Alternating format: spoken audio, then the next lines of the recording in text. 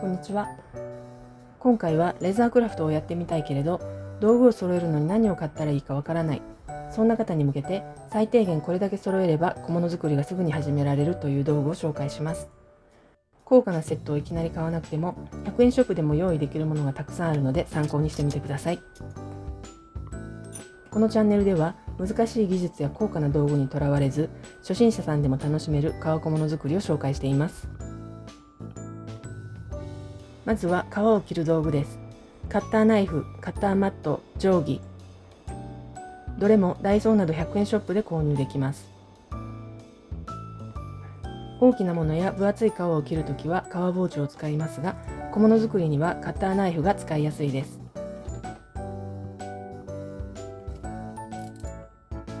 次はパーツを貼り合わせる接着剤です。どちらも100円ショップで購入できます。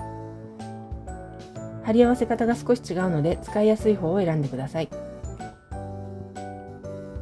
貼り合わせた革を圧着するのに使うクリップも100円ショップで購入できます。次は縫い穴を開けるときに使う道具です。ひしめ打ちです。これは100円ショップでは手に入らないので専門店で購入してください。ひしめ打ちを使うときは下敷きを敷いてゴムハンマーで叩きます。下敷きにはカッターマットの上に印鑑マットを重ねると便利です。ひしめ打ち以外の道具は100円ショップで揃います。次は縫う作業で使う道具です。針と糸はどちらもダイソーにありました。私は毎日作品作りをしているので、糸は大きいものをネットで購入して使っています。糸をカットするハサミや焼き止めるライターも100円ショップで購入できます。